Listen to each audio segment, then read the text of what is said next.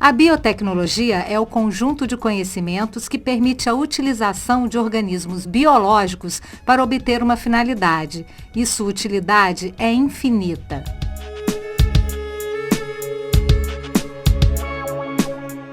Aqui no laboratório da professora Claudete, eles pesquisam formas de multiplicar a reprodução de espécies de árvores ameaçadas de extinção. Aqui no laboratório você pode, a partir de uma semente, ter 4 ou mais mudas de arbóreas, porque a arbórea ela tem uma dificuldade maior de trabalhar, que ela tem um crescimento mais lento, comparativamente a outras espécies de interesse agrícola, como abacaxi ou bananeira. Então, elas mantêm essa característica de crescimento mais lento, mas num prazo, depois de estabelecidas as condições, num prazo de 1 ano, você consegue fechar todo o ciclo de produção, né? Iniciando pela germinação in vitro, multiplicação das brotações, enraizamento e tempo de permanência na estufa até levar ao plantio ao campo. Então, uma vez estabelecida todas as condições, você vai para o melhor tratamento e consegue, então, reduzir. No momento da nossa pesquisa, a gente ainda está estabelecendo, então, é um processo mais lento. A gente leva em torno de 2 anos para estabelecer esse ciclo todo, obtendo o melhor resultado, porque para cada etapa a gente tem que testar mais de uma vez a melhor composição, a melhor condição de crescimento, né? O jequitibá, por exemplo, é uma espécie que ela tem um crescimento mais lento no laboratório, comparado com o cedro rosa, que é outra espécie, né, que tem um crescimento muito mais rápido. Então, o tempo de propagação aqui, multiplicação da muda do cedro é em torno de 45 dias. O jequitibá já vai para 60, 90 dias. Então, cada espécie mantém o seu comportamento, né, de crescimento, tem as suas especificidades que a gente precisa conhecer. E para isso é preciso uma pesquisa detalhada com várias etapas. Após a limpeza no laboratório destas sementes, que geralmente é feito com água sanitária, nós pegamos as sementes, estabelecemos a semente in vitro, ou seja, colocamos a semente no tubo de ensaio, né? Dentro desse tubo nós temos um meio de cultura. Este meio de cultura ele contém todos os nutrientes necessários ao crescimento da planta. Então a semente germina, ela começa inicialmente a crescer e aí dependendo da espécie, após 60 dias ou 90 dias, nós temos uma plântula pronta para nós começarmos o processo de micropropagação, né? Então, esta plântula com 60 dias, ela vai ser repicada. O que é isso, repicar? Nós vamos pegar segmentos caulinares desta plântula, e aí vamos estabelecer vamos retirar daqui e estabelecer em outro ambiente, né? Que é este. Cada segmento deste, que nós chamamos de explante, né, ele vai ser capaz de nos dar 1, 2, 3 brotações ou mais, dependendo da espécie.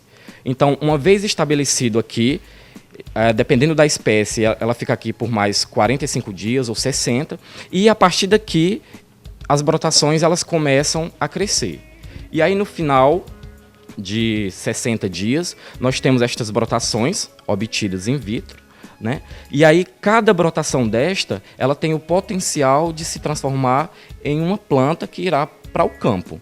Então, o broto aqui, pronto, nós pegamos este broto, agora ele vai ser retirado deste ambiente in vitro, porque aqui nós temos somente a parte aérea, a parte das folhas. Então, nós cortamos esse broto e colocamos ele agora num ambiente externo, ex vitro, aqui. Por que isso? Porque como nós temos só a parte aérea de folhas e ramos, né, nós precisamos que esta nova planta que está se formando crie raízes, né? Então, a gente tira do ambiente in vitro, coloca no ambiente ex vitro, justamente para essa planta ela criar raízes para a gente poder levar ao campo. Para esse broto criar raízes, a gente usa hormônios de crescimento vegetal para induzir, né, o crescimento destas raízes.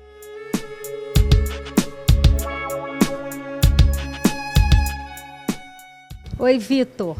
Fala pra gente como é que é essa etapa do processo. Então, após nós obtermos a brotação e colocar no hormônio, né, nós colocamos no substrato e aí nós colocamos aqui nessas bandejas, onde vai ficar por volta de 60 dias. Esta bandeja, ela simula uma alta condição de umidade, porque essas plantas, essas brotações, quando saem do in vitro, elas não sabem ainda, né, fazer fotossíntese, uma deficiência de raiz. Esta alta umidade vai fazer com que estes brotos não percam a água para o ambiente. E aí, aqui, durante 60 dias, estas plantas vão ficar nesse processo de criar as raízes, né? É importante ressaltar que nesta etapa é uma etapa onde a gente tem mais perdas durante o processo de micropropagação. Algumas espécies vão muito bem, com cerca de 90% de sobrevivência, enquanto outras, como o jequitibá, por exemplo, a gente tem aí um potencial de enraizamento de 50%, 40%. Então é uma etapa crítica para o processo de micropropagação. Bom, essa planta tem 30 dias, será que já tem alguma raiz? Então, o final do processo é com 60 dias, mas agora nós vamos ver se ela já tem aí o início, né, de raiz, se já desenvolveu. Então a gente vai tirar aqui, né, e aí a gente pode observar já a formação de uma raiz, né, aqui na brotação. Então aqui eu já tenho aqui uma planta completa, digamos, né? Eu já tenho a parte aérea, já tenho a raiz. Daqui a mais 30 dias, esta raiz já vai estar provavelmente maior, né? Outras raízes poderão ser emitidas e aí esta planta ela sai daqui e vai para a casa de vegetação. Bom, aqui é o processo final. Para onde vão essas mudas? Então, essa etapa final, onde as mudas já estariam com um tamanho e um tempo adequado para irem a campo, elas são destinadas, no momento, o que a gente obteve até o momento, elas foram destinadas à Reserva da União numa parceria juntamente com o professor Marcelo Trindade.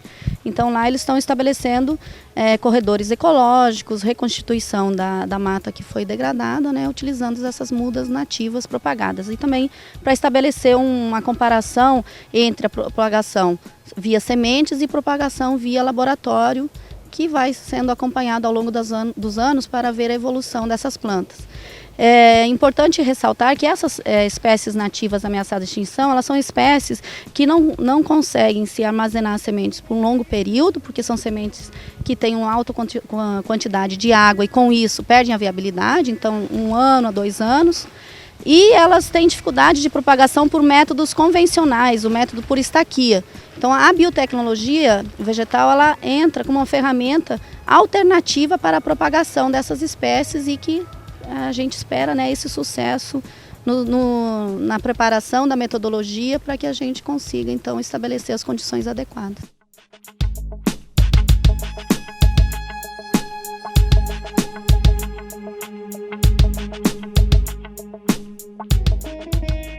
Estudos como este, utilizando biotecnologia, podem contribuir muito para aumentar a produção de mudas de reflorestamento.